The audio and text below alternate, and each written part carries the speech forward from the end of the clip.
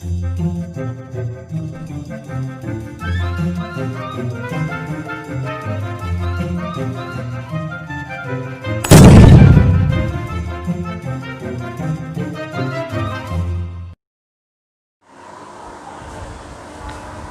Students, this is Manish Pareek in front of you.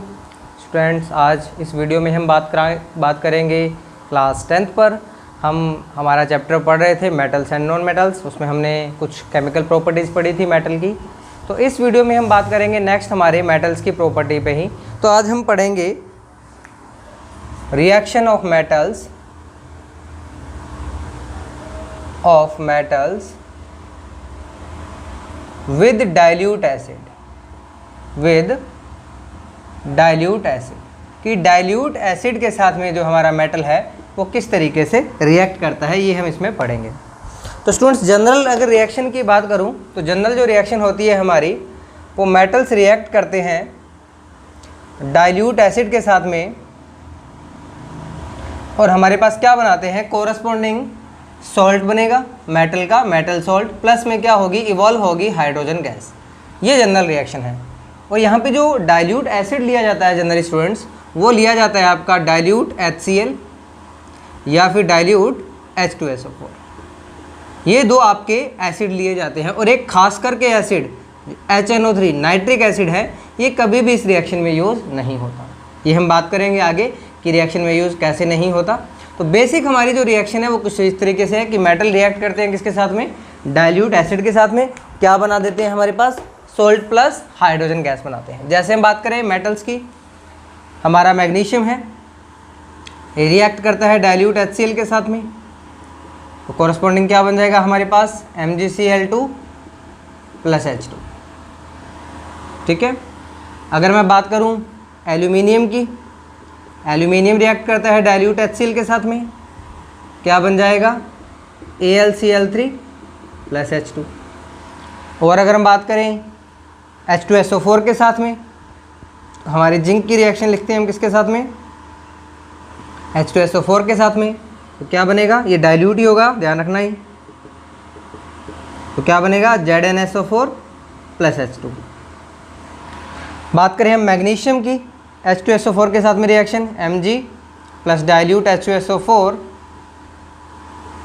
क्या बनेगा हमारे पास, MgSO4 प्लस H2। इस तरीके से ये रिएक्शंस होती हैं स्टूडेंट्स कि जो हमारे मेटल्स हैं वो डाइल्यूट एसिड के साथ में रिएक्शन करके क्या बनाते हैं, सोल्ट बनाते हैं कोरस्पॉन्डिंग, और क्या करेंगे, हाइड्रोजन गैस लिबरेट करेंगे। अब स्टूडेंट्स, मैं आपको ये कह दूँ, ये पूछा जाए कि भाई आपके पास 3 मेटल है, मैग्नीशियम है, एल्यूमिनियम है, जिंक है, इन तीनों में से फास्टर रिएक्शन कौन करेगा, सबसे क्विक हाइड्रोजन गैस इवॉल्व कौन करेगा, अगर इस तरीके से हमें देखनी हो, यानी कि इनमें से सबसे ज़्यादा रिएक्टिव मेटल कौन सा होगा, ये अगर पूछ लिया जाए तो इसके लिए हमारे पास एक रिएक्टिविटी सीरीज़ होती है, वो हमें पढ़नी है स्टूडेंट्स, जो मैं प्रीवियस क्लास में वैसे तो डिस्कस कर चुका हूँ, लेकिन अब हम थोड़ा सा वाइडली उसको पढ़ेंगे। तो अगर कौन सी रिएक्शन क्या होती है कि कौन सी रिएक्शन ज़्यादा स्पीड से हो रही है या कौन सा मेटल ज़्यादा एक्टिव है, ये हमें कौन बताता है, ये हमें बताता है रिएक्टिविटी सीरीज़। जैसे इस रिएक्शन में एक और बात याद रखना, ये जो रिएक्शंस होती है स्टूडेंट्स, ये जो हमने बात की है मेटल की एसिड के साथ में, ये जो रिएक्शंस होती हैं ये किस तरह की होती है, एक्सोथर्मिक रिएक्शंस होती हैं। कैसे होती है, एक्सोथर्मिक, यानी कि इनके अंदर क्या होती है, हीट लिबरेट होती है। यहाँ पे क्या होती है, हीट लिबरेट होती है। तो ये भी पूछा जा सकता है कि ड्यूरिंग द रिएक्शन किस रिएक्शन में टेम्परेचर इंक्रीज हो रहा है, टेम्परेचर ही, क्योंकि एक्सोथर्मिक है ना, तो क्या करेंगे, हीट रिलीज करेंगी, हीट रिलीज करेंगे मतलब टेम्परेचर इंक्रीज होगा। तो ये भी पूछा जा सकता है कि किसका टेम्परेचर कम इंक्रीज होगा, किसका टेम्परेचर ज़्यादा इंक्रीज होगा। तो ये सब देखने के लिए हमें क्या पढ़ना पड़ेगा, हमें पढ़ना पड़ेगा रिएक्टिविटी सीरीज। तो देखो, एक्टिविटी सीरीज भी बोलते हैं, रिएक्टिविटी सीरीज भी बोलते हैं। तो कुछ मेटल्स हैं उनको अरेंज किया गया है उनकी रिएक्टिविटी के अकॉर्डिंग, कि कौन सा रिएक्टिविटी कम है, किसकी रिएक्टिविटी ज़्यादा है, उसके अकॉर्डिंग। तो देखो कैसे हम लिखते हैं, ये होता है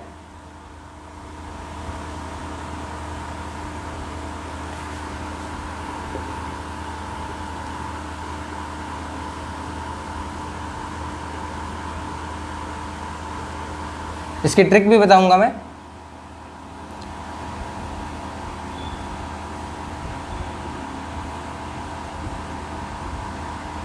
ये ट्रिक है, ट्रिक भी देखते हैं मेटल्स कौन कौन से। ये मैंने इनको इनकी रिएक्टिविटी की ऑर्डर में लिखा है कि सबसे ज़्यादा रिएक्टिव कौन, पोटेशियम, फिर सोडियम, फिर कैल्शियम, फिर मैग्नीशियम, फिर एल्यूमिनियम, फिर जिंक, फिर आयरन, फिर लेड, फिर हाइड्रोजन, फिर कॉपर, फिर मरकरी, फिर सिल्वर, फिर गोल्ड और प्लेटिनम। इसकी ट्रिक क्या है, बड़ी फेमस ट्रिक है स्टूडेंट्स। क्या होता है, यहाँ पे लिखे थे हम काशीनाथ, के का क्या बनता है, काशीनाथ, इंग्लिश में लिख लो चाहे इसको, काशीनाथ का, सी से का, Mg से माली, काशीनाथ का माली, एल्यूमिनियम से आलू, जिंक से जरा, Fe से फीके, Pb से पकाता, H से है। क्या ट्रिक बन गई, काशीनाथ का माली, आलू जरा फीके पकाता है, और इनको कंबाइन करके कहते हैं हम छापा, CHAAP, छापा, C for Cu, H for Hg, A for Ag, Au और P for Pt, छापा। तो क्या है, काशीनाथ का माली, आलू जरा फीके पकाता है और छापा। ठीक है, तो होता क्या है स्टूडेंट्स, ये इनकी रिएक्टिविटी सीरीज है, यानी कि जैसे ही आप डाउन टू द सीरीज आओगे, देखो ये इसके नीचे लिखे होते हैं, हाइड्रोजन के नीचे लिखे होते हैं, मेरे पास जगह नहीं थी तो मैंने वहाँ लिख दिए।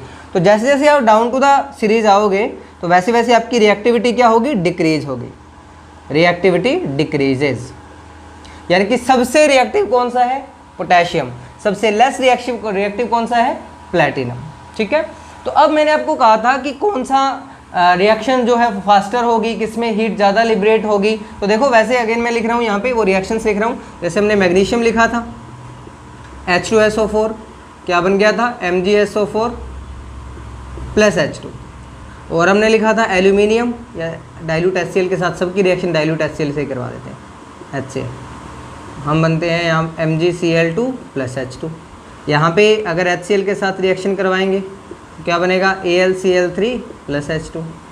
और अगर हम बात करें जिंक के साथ में करवाते हैं ZnCl2 प्लस H2। अब इन तीनों में क्या पूछ लिया गया कि इनकी रिएक्टिविटी का ऑर्डर बताओ, यानी कि सबसे फास्ट रिएक्शन कौन सी होगी।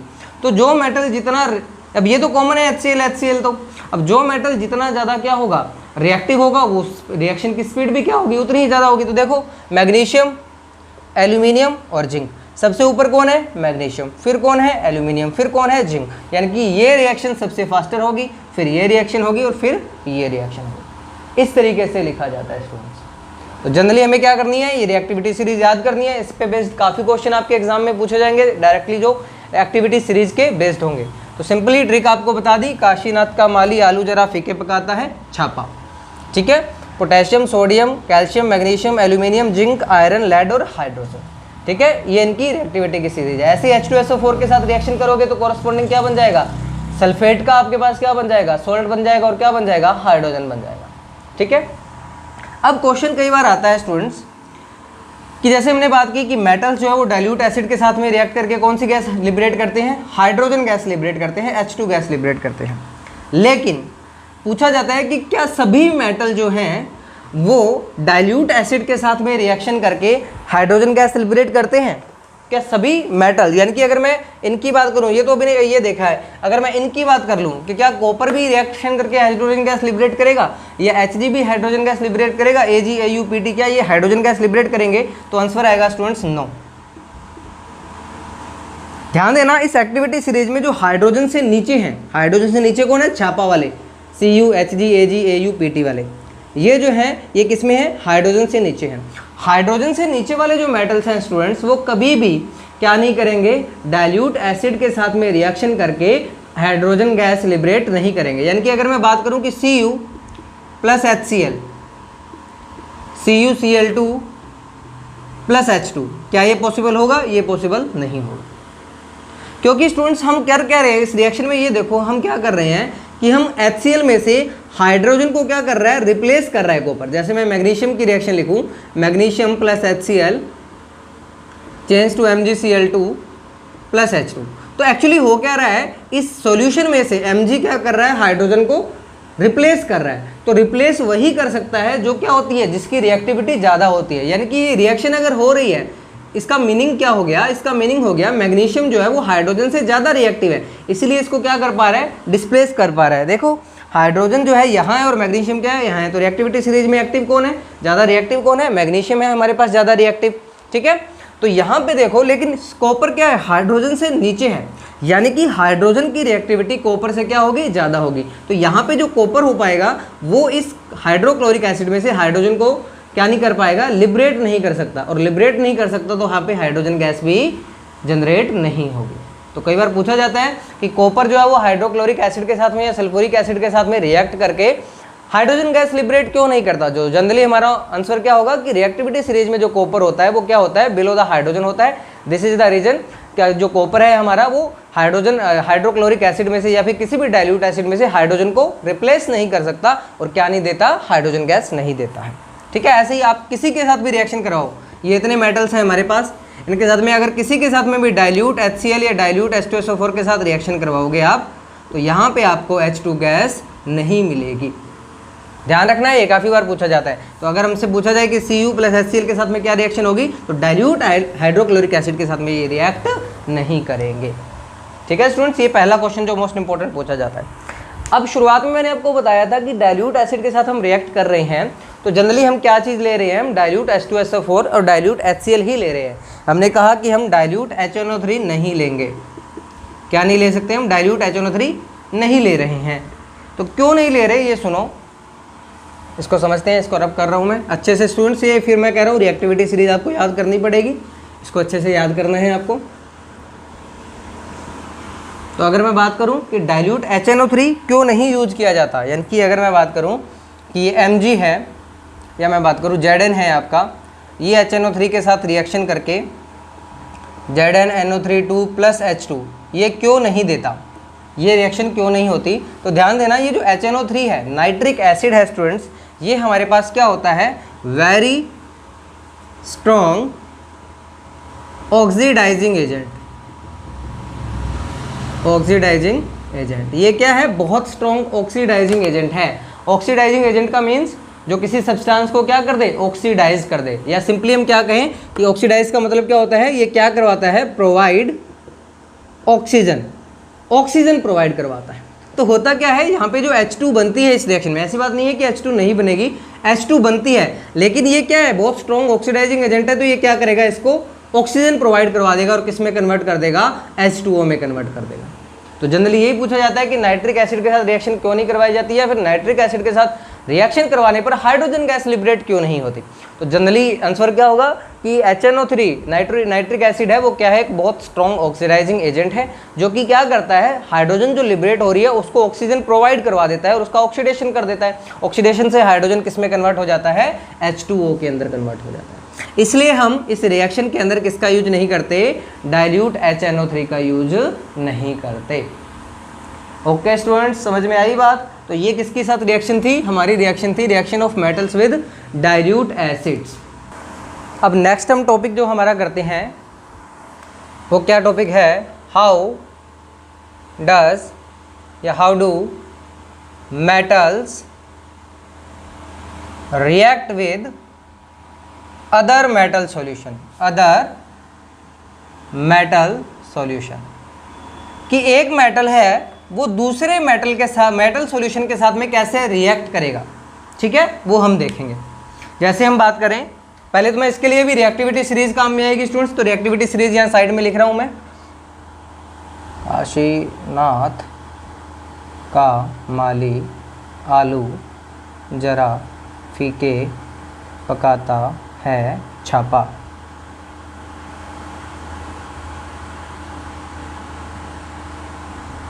ठीक है, तो क्या रिएक्शंस हैं, यानी कि मेटल्स जो हैं वो दूसरे मेटल सॉल्यूशन के साथ में कैसे रिएक्ट करते हैं। तो हम बात करते हैं कुछ एग्जांपल्स की। जैसे हम बात करें स्टूडेंट्स किसकी, बात करते हैं हम, एक रिएक्शन लिखता हूं मैं Fe + CuSO4 और एक रिएक्शन लिखता हूं मैं Cu + FeSO4। और अगर रिएक्शन की बात करें तो और रिएक्शन हम बात करते हैं Zn + AgCl Ag + ZnCl2। इन सब की बात करते हैं स्टूडेंट्स कि ये रिएक्शन अगर आपको दे दी जाए और पूछा जाए कि कौन सी रिएक्शन पॉसिबल है, कौन सी रिएक्शन पॉसिबल नहीं है, या कौन सी रिएक्शन होगी, कौन सी रिएक्शन नहीं होगी और इसका रीज़न क्या है। तो देखो हम बात कर रहे हैं, ये एक हमारा मेटल है और ये क्या है, किसी मेटल का सॉल्यूशन है CuSO4। यहाँ पे भी एक मेटल है, यहाँ पे भी क्या है, मेटल का सॉल्यूशन है। तो रिएक्शन होने या नहीं होने का मीनिंग क्या हुआ स्टूडेंट्स कि ये क्या आयरन CuSO4 के साथ रिएक्ट करेगा, क्या CuFeSO4 के साथ रिएक्ट करेगा, और रिएक्ट करता है जनरली तो ये किस प्रकार की रिएक्शन देते हैं, डिस्प्लेसमेंट रिएक्शन देते हैं। कि यानी कि अगर रिएक्शन बनेगा तो देखो आयरन और कॉपर दो मेटल है हमारे पास, आयरन कहाँ है, यहाँ है, कॉपर कहाँ है, यहाँ है। इन दोनों में से रिएक्टिव कौन सा ज़्यादा है, जो रिएक्टिविटी सीरीज में ऊपर है वो क्या है, रिएक्टिव है, आयरन। यानी कि आयरन इसको क्या करेगा, रिप्लेस कर देगा, डिस्प्लेस कर देगा और क्या बन जाएगा, FeSO4 प्लस Cu। अब ये रिएक्शन क्या पॉसिबल है, Cu प्लस FeSO4। तो देखो Cu क्या है, इस रिएक्टिविटी सीरीज में नीचे है, अगर नीचे है तो ये क्या है, लेस रिएक्टिव है, लेस रिएक्टिव है तो ये इसको डिस्प्लेस नहीं कर सकता। यानी कि यहाँ पे क्या होगा, नो रिएक्शन, यहाँ पे कोई रिएक्शन नहीं होगी। क्या नहीं होगा स्टूडेंट्स, यहाँ पे किसी भी टाइप की कोई रिएक्शन नहीं होगी। इधर देखो Zn प्लस AgCl, Zn कहाँ है हमारे पास, ये रहा, Ag कहाँ है हमारे पास, ये रहा। इन दोनों में रिएक्टिव कौन सा ज़्यादा, Zn का ज़्यादा, तो ये रिएक्शन जो है वो पॉसिबल हो सकती है। यहाँ पे क्या बन सकता है, ZnCl2 प्लस Ag बन सकता है। यहाँ बताओ Ag से ZnCl2, Ag और Zn, रिएक्टिव कौन ज़्यादा, ZnCl2 ज़्यादा, Ag क्या है, लेस रिएक्टिव है, तो क्या ये रिप्लेस कर सकता है, ये रिप्लेस इसको नहीं कर सकता। यहाँ पे क्या होगा, नो रिएक्शन। इस तरीके से क्या करता है, मेटल रिएक्ट करते हैं अदर मेटल सॉल्यूशन के साथ में। तो हमें सिर्फ ये देखना होता है कि जो मेटल और मेटल सॉल्यूशन दिया है उसमें से रिएक्टिव कौन सा है।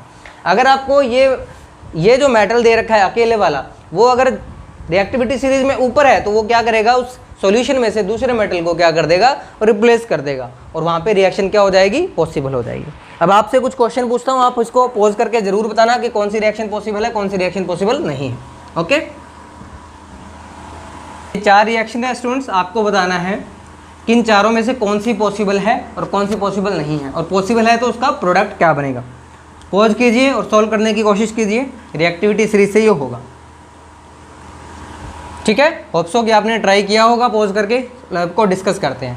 पहली रिएक्शन क्या है हमारी, NaCl किसके साथ में, Cu के साथ में। तो Na कहाँ है, ये रहा, Cu कहाँ है हमारे पास, ये रहा।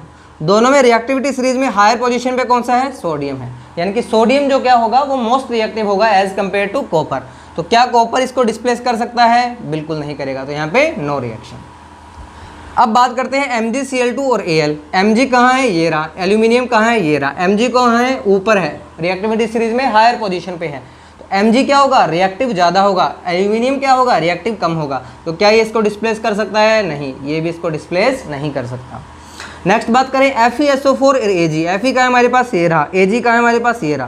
क्या इन दोनों में रिएक्टिविटी सीरीज में रिएक्टिव कौन होगा, आयरन होगा। तो क्या आयरन क्या है, मोर रिएक्टिव है, Ag क्या है, लेस रिएक्टिव है। तो क्या इसको ये डिस्प्लेस कर सकेगा, नहीं कर सकेगा। AgNO3 प्लस Cu, Ag का है हमारे पास, ये रहा, Cu का है, ये रहा। इन दोनों में रिएक्टिव कौन है, कॉपर। कॉपर क्या है, रिएक्टिव है। तो क्या इसको डिस्प्लेस कर सकेगा, बिल्कुल डिस्प्लेस कर देगा। तो क्या बन जाएगा, कॉपर नाइट्रेट प्लस में क्या बन जाएगा हमारे पास, सिल्वर। ये रिएक्शन हो जाएगी। ओके स्टूडेंट्स, इस तरीके से हम क्या करते हैं, मेटल का किससे रिएक्शन करते हैं, मेटल सॉल्ट के साथ रिएक्शन करते हैं। अच्छा स्टूडेंट्स, एक और चीज़ मेरे को इंपॉर्टेंट बतानी थी। जो प्रीवियस रिएक्शन हमने किसके साथ पढ़ी थी, मेटल्स की रिएक्शन पढ़ी थी डाइल्यूट एसिड के साथ में। तो ध्यान रखना, ये जो हमारे दो मेटल्स हैं, पोटेशियम और सोडियम, ये मेरे को याद आ गया एकदम से, पोटेशियम और सोडियम जो है दो मेटल्स, इनकी जो हम रिएक्शन करवाते हैं यानी कि डाइल्यूट HCl के साथ में, तो बनेगा तो क्या, NaCl प्लस H2 बन तो जाएगा। पोटेशियम के भी रिएक्शन करवाते हैं डाइल्यूट HCl के साथ में, तो बन तो जाएगा KCl प्लस H2। लेकिन जनरली ये लेबोरेटरी में या लैब में हम रिएक्शन नहीं करवाते। क्यों नहीं करवाते, ये भी पूछ लिया जाता है कि पोटेशियम और सोडियम की रिएक्शन क्यों नहीं करवाते। तो पोटेशियम और सोडियम की रिएक्शन इसलिए नहीं करवाते क्योंकि ये क्या होती है, हाईली एक्सोथर्मिक। कैसी रिएक्शन है ये, हाईली एक्सोथर्मिक रिएक्शन है। हाईली एक्सोथर्मिक मतलब इसमें से हीट बहुत लिबरेट होती है, या इसको हम बोल सकते हैं एक्सप्लोजिव रिएक्शन है ये, एक्सप्लोजिव रिएक्शन। इसमें क्या होता है, एक्सप्लोजन होने की प्रोबेबिलिटी या संभावना बनी रहती है, इसलिए इसको हम क्या नहीं करते, चांसेस एक्सप्लोजन के चांसेस होने की वजह से इस रिएक्शन को हम नहीं करवाते हैं। तो ये हमारी रिएक्शन थी स्टूडेंट्स, किसके साथ में, मेटल की रिएक्शन पढ़ी हमने डाइल्यूट एसिड्स के साथ में और अदर सॉल्ट एसिड के सॉल्ट के साथ में, सॉल्ट्स के सॉल्ट के साथ में। ओके स्टूडेंट्स, होप सो कि आपको ये समझ में आया होगा। तो प्लीज़ आपको ये वीडियो पसंद आई तो लाइक कीजिए, शेयर कीजिए, सब्सक्राइब कीजिए। Thank you so much.